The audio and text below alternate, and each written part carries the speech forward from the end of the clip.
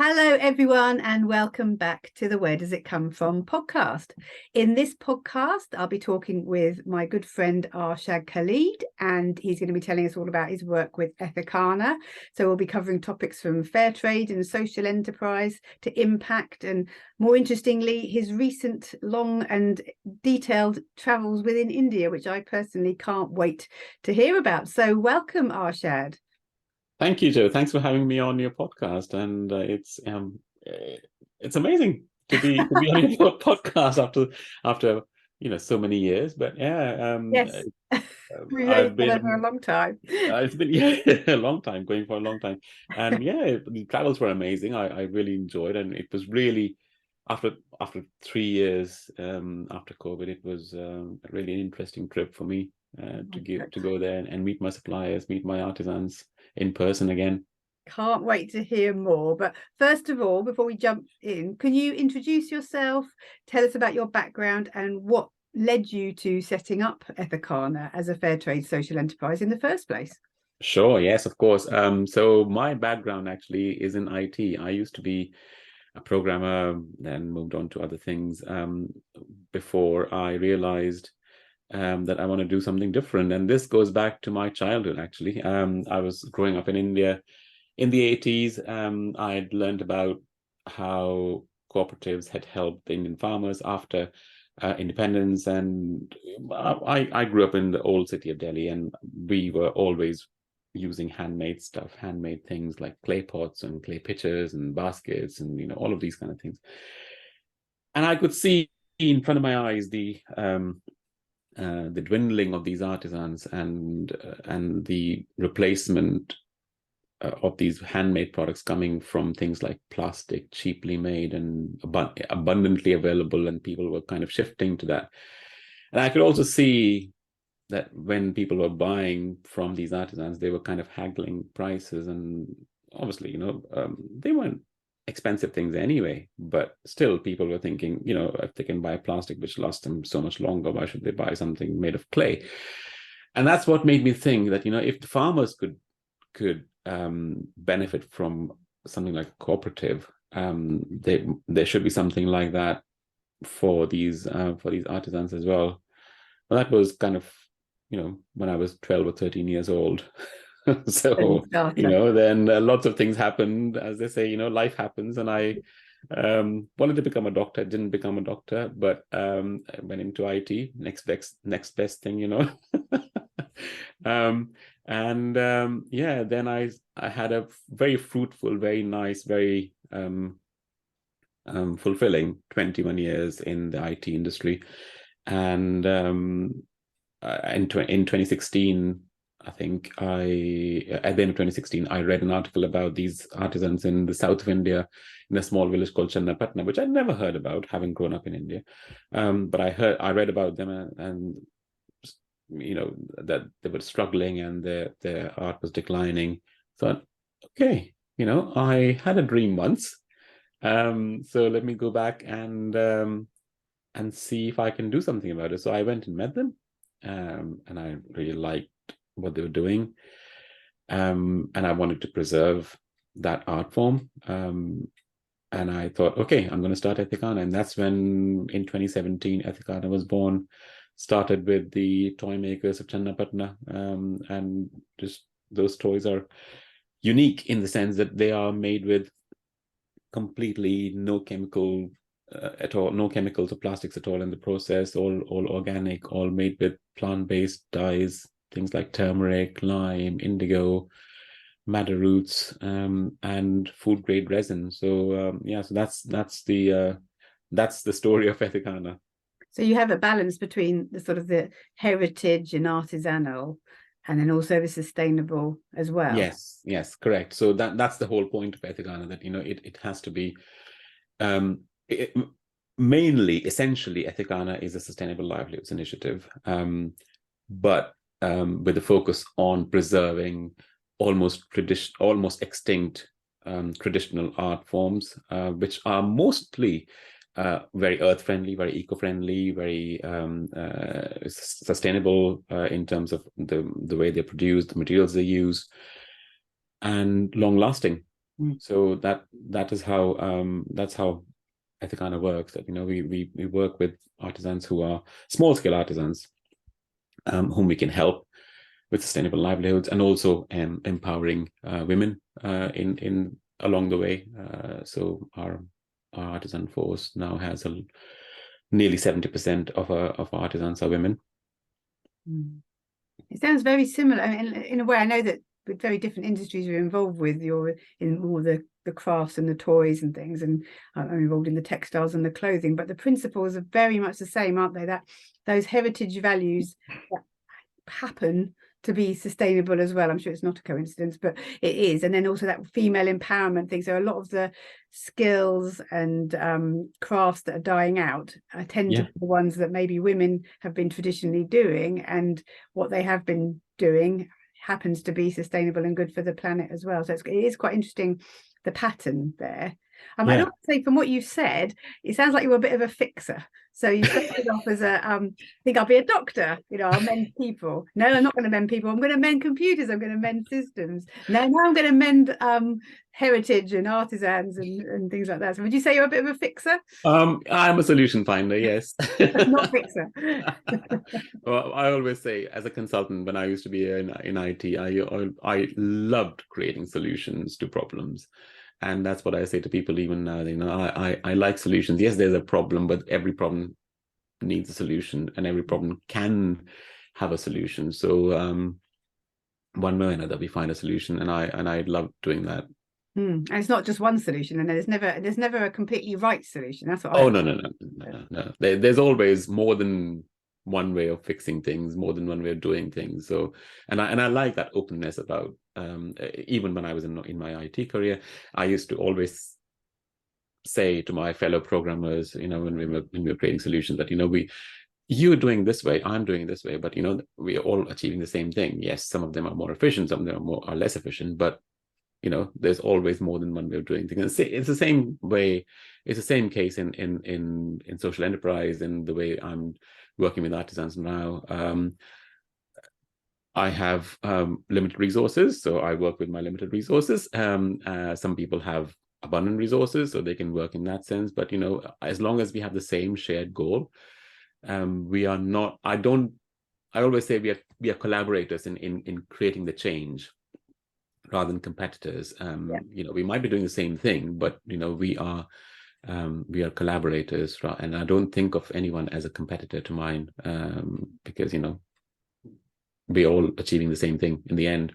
Yes, I think that is a major difference between social enterprise and sort of standard mainstream business, actually, is that you're not trying to beat down the competition in the same way. You're all trying to create some kind of solution to the world's problems, I guess. Yes. And the more people that are doing that, the better, rather than let's try to limit it to to have as much of the market for yourself as you can get. Yeah. That's not the same. Yeah, social enterprises are definitely more about people and planet rather than profit. We would love to make a profit. Most of us don't make a profit. But I think what drives us is the passion about the environment, social issues, and the people. Yeah, and I'm sure you're the same. I am the same. You started Where Does It Come From for the same reason, right? Exactly. But I was talking to someone about this morning, actually. I think one thing we tend to, our society and ourselves, and probably our upbringings, we tend to focus on the profit and how much money that something will earn, and we need to look at measures in a different way. We need to look at success in a different way. So yes, of course, a business can't exist unless you're making enough money for the business to exist, and to live in it and all of that. But there are other impacts. It might be the money that you're paying to your artisan. So it's still financial, but the money is going, it's not like a traditional business is trying to pay as little as possible to the producers, whereas we want to pay a decent amount because we want them to have certain life outcomes. So there's those kind of impacts. And there's also other impacts, isn't there, in terms of the very hard to measure planetary ones, and then the ones around how people feel better about something, their connection. So there is a lot of different many different impacts that a social enterprise can have compared with a traditional business. So definitely. Yeah, absolutely. I mean, we, as you said, we're not about hoarding money for ourselves. I mean, yes, first of all, buying stuff at fair price, at fair trade prices, from the artisans, giving them a fair wage for their efforts and their hard work, but also plowing back 51% of our profits back into these social and environmental causes that we espouse. So I think social enterprises is a very different way of doing business, and I wish, honestly, I really wish that the current crisis that we are in, energy crisis and fuel crisis and all of that, if our utility companies could be run as social enterprise, we wouldn't be in this situation at all, because then they would have a legal obligation to plow back their profits back into the people they're serving. So that would be a big change, it saddens me that no political party is actually saying this, that they can actually use social enterprises going forward. Yeah, definitely. I mean, I had another question to ask you later on, but I'll ask you it now, really, because I think it's relevant. So how do you think that social enterprise and fair trade contributes to the economy, the current economic system? Is it working? What could be better about that? I mean, fair trade and social enterprise, we are all about sustainable growth and using promoting ethical consumption, promoting sustainable livelihoods. And that's what I really like. And I recently started reading Kate Raworth's book, Donut Economics. And my God, it is just so on point. It just, and I think, wow, this is fair trade and social enterprise encapsulated in that whole concept. And she doesn't mention it, or maybe she does mention it in the book. I haven't read that part yet, but yeah, this is so, I mean, it's kind of cool to work with people and not overshoot your boundaries in terms of your planetary impact, in terms of your social and impact on people. And that's what I really love about fair trade and social enterprise, that we're running businesses, but we're running them in a way that doesn't harm people and the planet. So it's all about people and planet, and I really like that, the whole idea. Yeah, I think if anyone who's listening hasn't come across Kate Raworth's Donut Economics, I would really recommend that you take a look at it. And I think the reason that maybe she hasn't focused on, she hasn't sort of talked openly about fair trade and social enterprise in particular, is because the model that she's got, which not surprisingly is the shape of a donut, it's for all business. So you don't have to differentiate between fair trade and social enterprise, because all businesses under that model will be run for the good of people and planet, and without harming people and planet. So you don't need to talk about fair trade and ethical business, because it would automatically be there. So maybe I'll try and do a podcast recording on donut economics, because I think it's quite an interesting. It's a very interesting subject, and you're right that it's a model for all businesses. However, what I was trying to say is that social enterprises and fair trade businesses are already fitting in that mold. They're already doing the donut economics already, and that's amazing that that concept, which only came in not that long ago, and this is and hopefully the donut economics concept will be the model that we all follow, all businesses follow, and I hope we do. I hope we do. And to be honest, the current economic model, I've said on previous podcasts, and people might not agree with me, the current economic model is just completely not working. The trickle-down effect doesn't work. The idea of encouraging people to buy and use as much as they can, we end up with so much waste. We end up overproducing. We're tiring out our soils. I could go on and on. I promise I won't. So the current economic model isn't working. So we need to find a new one, or change in some way the model that we've got. Back to Ethiqana. Tell us, you've told us what your key impact areas are, so the environment and your artisans and the heritage processes, etc. What kind of products does Ethiqana actually sell, and what's the journey been like since you set up till now? So it's been a very interesting journey. So as I said, I started with the toy makers in Channapatna, in the south of India, near Bangalore. And then obviously I didn't want to be limited to just one set of artisans. So then I partnered with a charity who works in Rwanda and gives life skills to young adults who are orphaned by genocide or disease or famine in Rwanda. They give them their life chances, and they get first of all, they get a safe working environment. They learn how to create recycled paper, and then they make cards out of it. So I work with them we have greeting cards on our website. And then from there on, I started working with other people.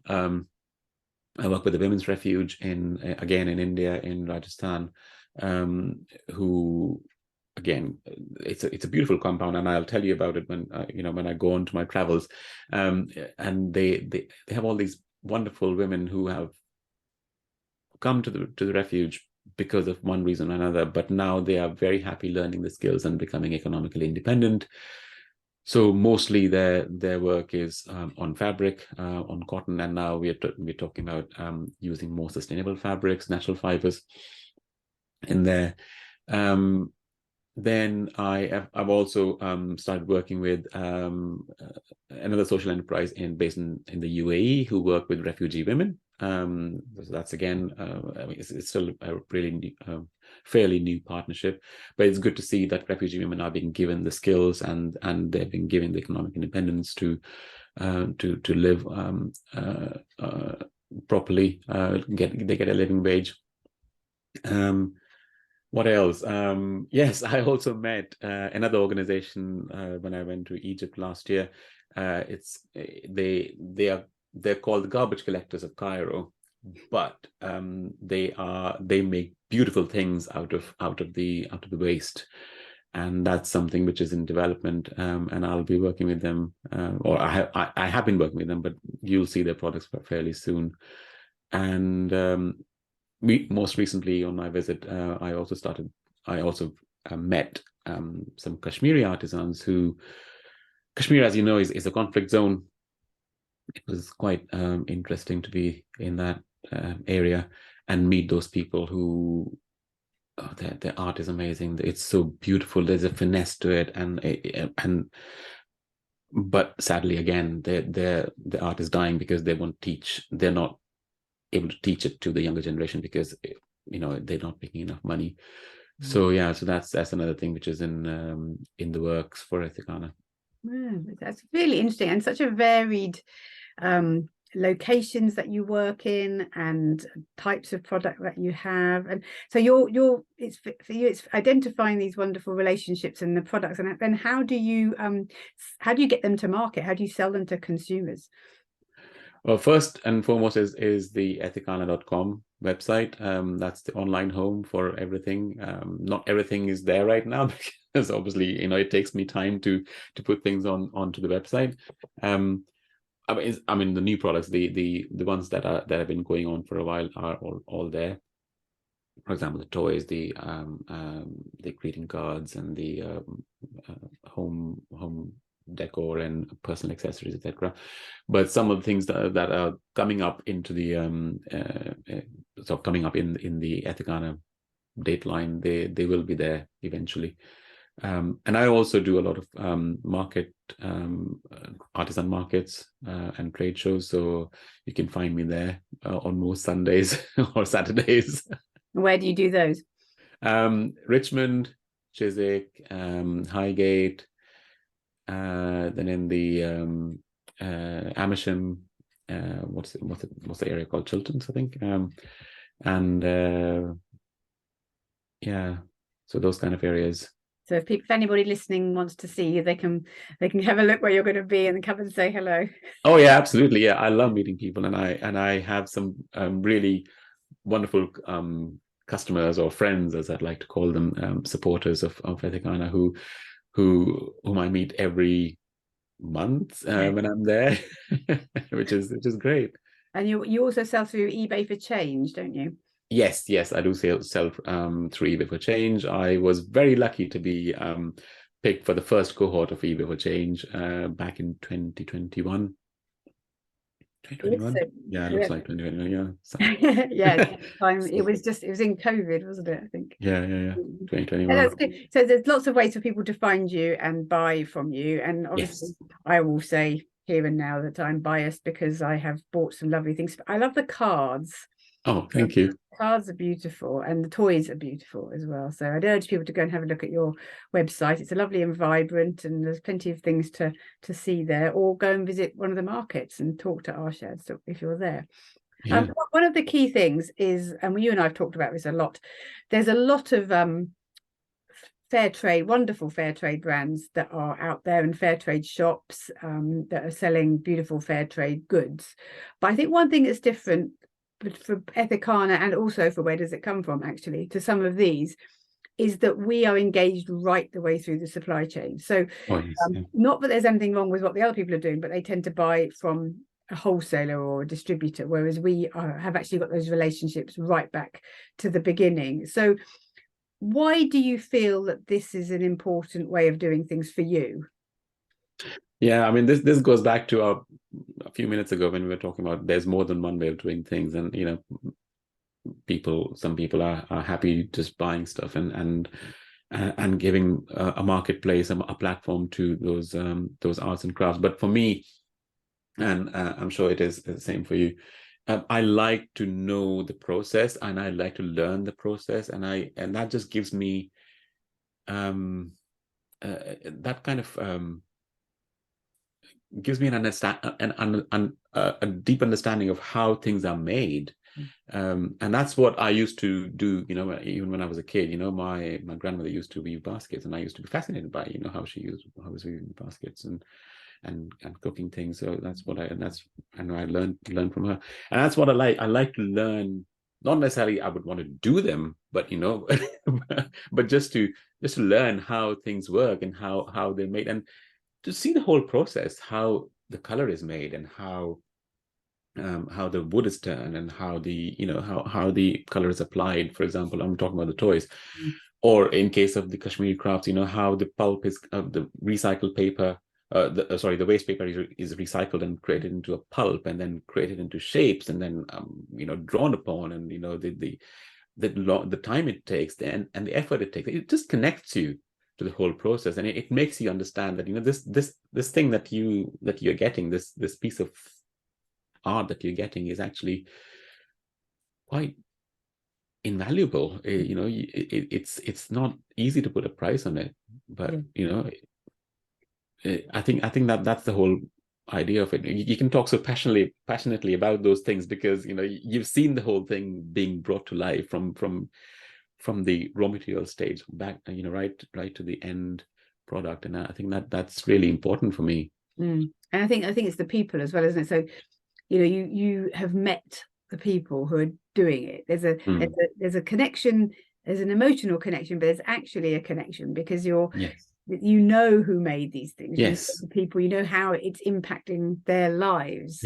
Every time you sell one, and that will come across to your customers as well, because you're talking to them and you can say, that when I was visiting these people, these toy makers in South India, and I met with these people and they showed me how they did it, that translation goes across, and that means that the end customer can also feel a little bit of that journey.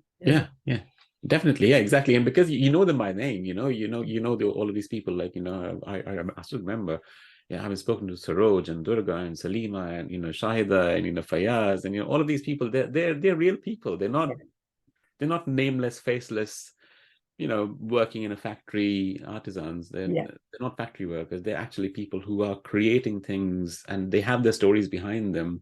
For example, when I was talking to some of the people, some of the women, it was, some of the stories were really heartrending, and some of them were really encouraging. Well, all stories were encouraging, but the background, some of the backgrounds were really heartrending, but it was good to see where they have come from and where they're actually going and where they are right now. So it was really, really nice, because as you say, people. And impact. Yeah. Seeing the impact. So I think we've already started to, but I've been holding off on this one because I can sit back and get comfortable now. So you've just come back from a long trip traveling throughout India, meeting up with quite a few of your Indian supply partners there. So do you want to tell us some of the stories from that trip? Oh, yes. Where did you go? Who did you connect with? I'll get comfortable. And what were your key takeaways, your key experiences at that time? Yeah, sure. That was, I mean, as I said, initially, you know, this was one of the best times I had. And I got to travel right from the north in Kashmir, north of India, to Jaipur in the west, and then down to Bangalore or Channapatna in the south. So I kind of covered the whole country in a way. I had to do northeast at one point. but yeah, it was, for me, it was the first time to be in Kashmir and to see, and I have actually grown up with Kashmiri handicrafts as well, because my auntie used to go to the Kashmiri University quite a lot, and she used to bring back these beautiful things, and I was just trying to find somebody whom I can trust and who I can work with in that region. And as I said, it's a conflict region, so I was very lucky to have found somebody whom I could trust, and I decided to go and meet them. And that's the way I work. You know, I try to meet them myself before I start working with them, or I have somebody who trusts them implicitly, like a friend or a family member. That's when I'll start working with them. So that's why I decided to go and visit, and I made sure that I would actually not just meet the person whom I'm dealing with, but also the people behind these beautiful things, and to learn the story behind all of these things, behind these papier-mâché things, and the embroidery things, and how it is made, and the employment it's generating, and well, it will generate employment hopefully, but and you know, the traditional work, it's been going on for years and years and years. I mean, hundreds of years. It was also good to see. And then I went down to this beautiful organization in Jaipur. Well, it's a little bit out of Jaipur, but it's a compound, and it's a refuge for women. It actually started as an orphanage back in 2000, and this lovely woman, Jaymala, she runs it. She's been running the orphanage, but then in 2017 things changed. There was a change of law in India, which said every child more than 6 years old has to be put up for adoption. Yeah. So it kind of put her out of business, so to speak, but then it also gave her an opportunity to train the mothers and the women, you know, in those situations, so give them and give them economic independence. And that's when it kind of snowballed. So they still run a school, and they still have some people who grew up in that orphanage, and who have now started working in the organization. And I was lucky to meet a lovely young girl, and she has done a schooling. She's looking to now enroll in the university.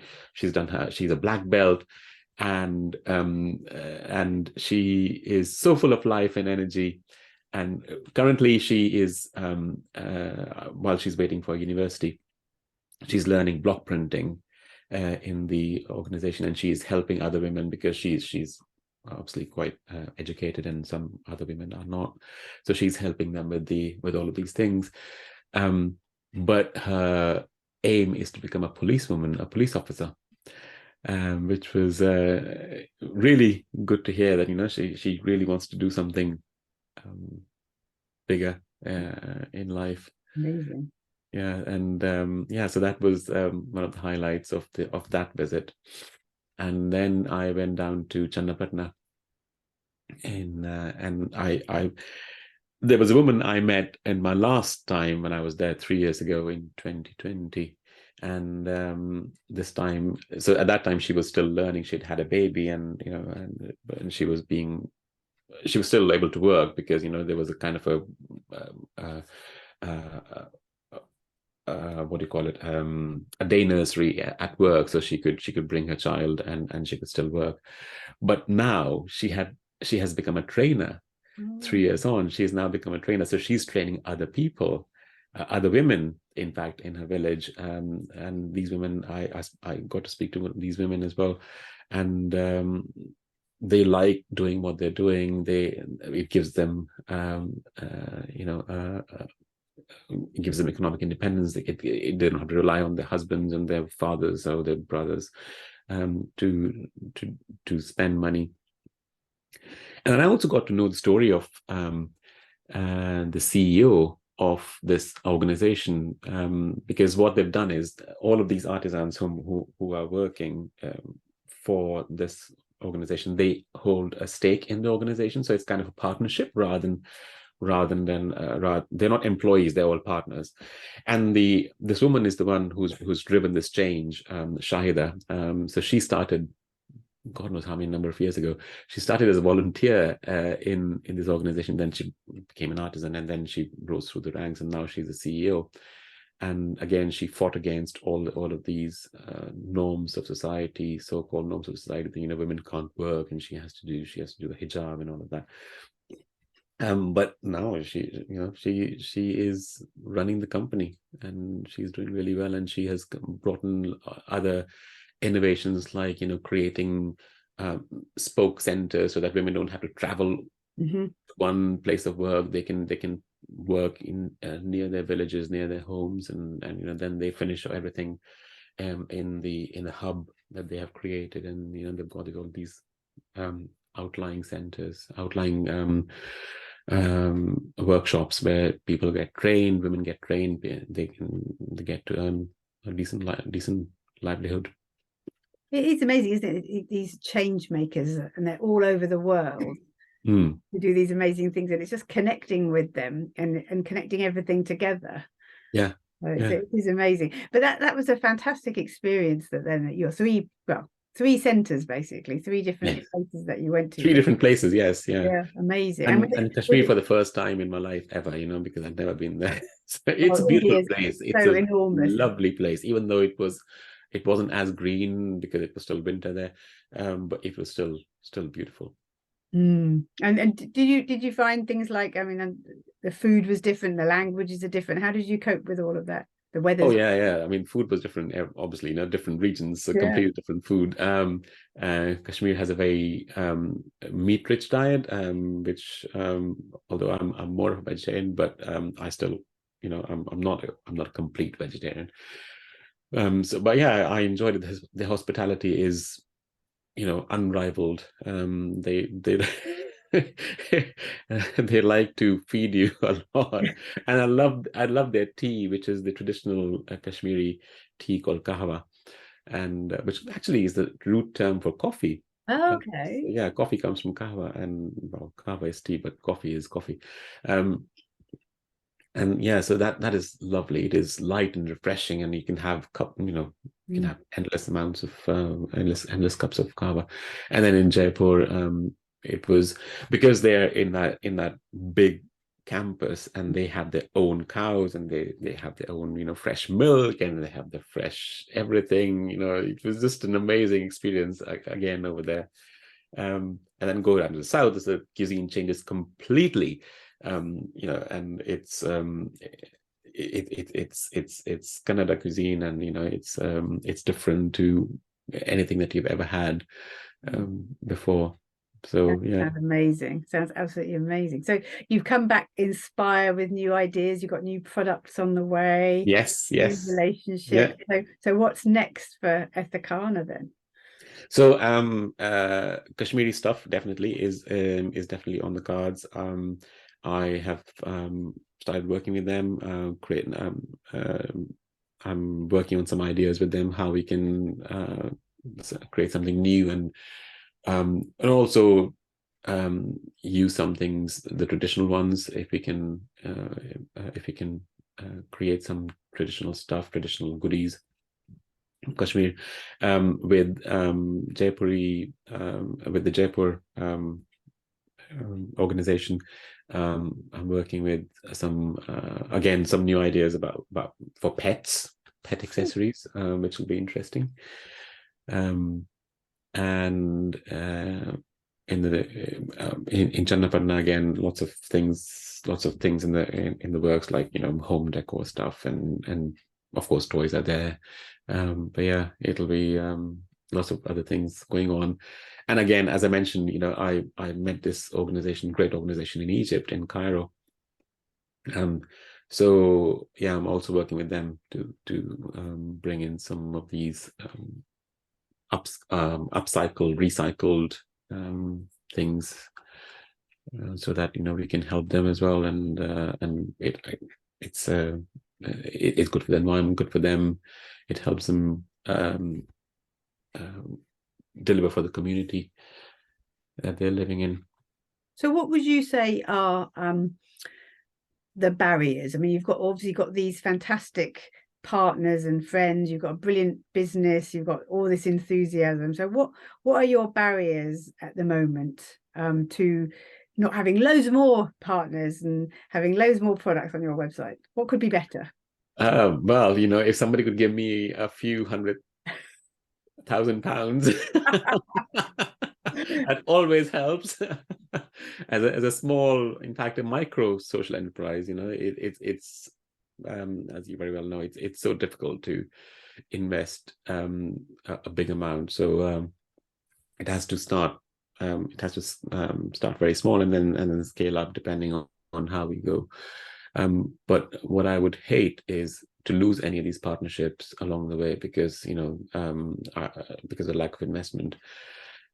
So the biggest barrier is obviously investment and the money, but also if I wouldn't have that barrier if the sales, if people bought more. Good, yes. So one of the barriers, I think that probably every business, or pretty much every business, big, small, anyone at the moment, is facing is the cost of living crisis. Yes, yeah. It's a real challenge. I mean, I think also coming on the back of COVID, I don't know about you. I mean, it's completely understandable that people don't feel able to buy. So it is a challenge. But anyone out there, if you have a gift to buy, a toy to buy, then doing this is not only getting you something beautiful, but it's also having a wonderful impact on some of these other people that you're hearing about today. So it's are you going to be out and about doing your markets all year, or are you having some time off?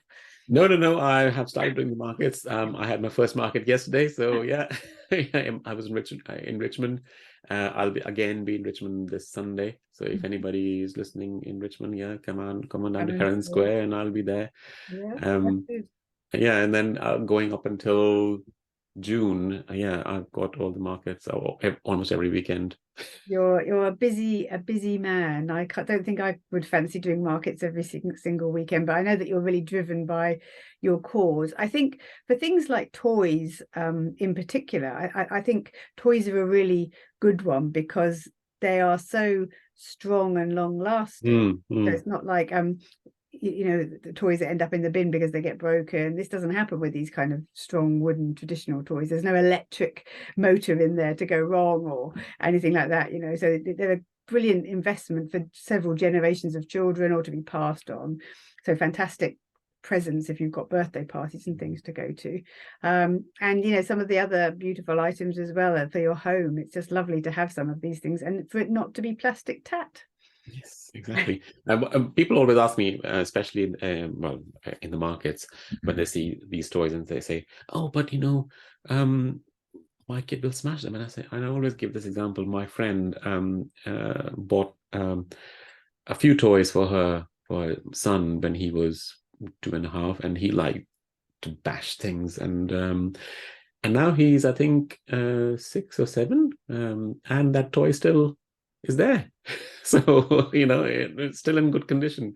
So they're really durable, really. They are. Well, I always tried to encourage people to buy my kids wooden toys, traditional toys, and not toys with loads of electronics. I mean, of course, there's going to be the odd remote control car and yeah. all of that, but I've been clearing out, because the boys are older now, they don't want them. I've been clearing them out, and really, as well as the fact that the wood parts are fine, they're quite mendable. So it might be something like a car wheel fell off or something like that, but you just stick it back on again, don't Stick it back on again. Yeah, exactly. Nothing has to go in the bin. So they're sustainable from that point of view. And we've been basically selling them on our local sort of little selling market group, and people are coming and buying them. So it's great. It makes me happy. I can send them off with a wave. They've gone to a new life, new kids. Exactly. Circular economy. There you go. Yeah, exactly. Not the bin, whereas this is where the remote control cars have ended up, unfortunately. Exactly. There's this really intriguing stat that I came across a while ago, that nearly 80% of the toys are thrown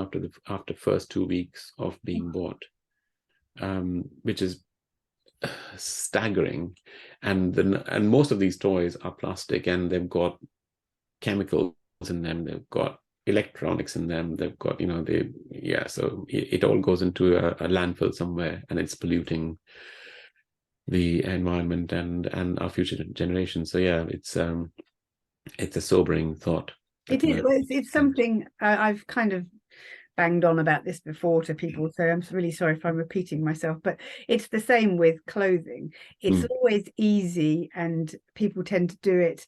The child says, I want an Elsa dress, I want a top with this latest person on, that's beautiful polyester and sticky and disgusting, and it's going to last 2 weeks. And because the kids saying they want that, or the dad's friends have got that, or something like that, it's the trend, it's the latest thing kind of thing. But have a think about what is actually going to be the long-lasting favorite. Is it going to be the dress that she went to a party in that she absolutely loves? Is it going to be the toy that they've played with for the last 4 years? It doesn't always have to be instant gratification. It can be something that's beautiful, and they're going to treasure forever, rather than something that is going to be, like you say, a 2-week wonder, or a fad that they will no longer wear. Exactly. Yeah. It was very interesting this time when I went there, and some people said to me, "You're still wearing the same clothes as you were wearing 3 years ago." Yeah, because they're mine. Yeah, exactly. Yeah. You just reminded me, funnily enough, of the BAFTAs. The Oscars that happened recently, didn't they? And Hugh Grant was being interviewed by someone, and he got a lot of criticism for this, but someone said to him, "Whose suit are you wearing?" My tailor. So that was quite funny.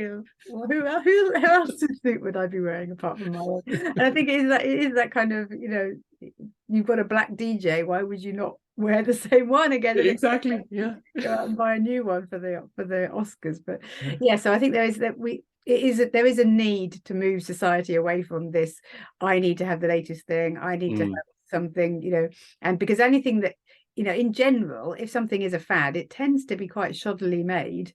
That's the whole point of a fad. It's a fad. It's a short-lived thing. Exactly. So it's going to be plastic. It's going to be, if it's electronics, they're not going to be particularly well put together, because no one's expecting it to last for very long. So I would urge you, please, people listening, buy the quality, and buy the natural products. Anyway, so to that note, if you've decided you're going to take me up on it and go and buy something, where can everybody find you, Arshad? So Ethiqana.com. We are there.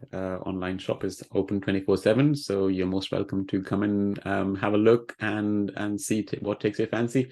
We're also on Instagram, Facebook, yes, because I have to, and Twitter, of course. But we can find us on all social channels as well, Pinterest as well. I don't think I'm that active on Pinterest yet, but I do intend to be more active on Pinterest. But Instagram, Twitter, and Facebook, and LinkedIn. And eBay for change, if people. eBay for change, of course. Yes, I keep forgetting.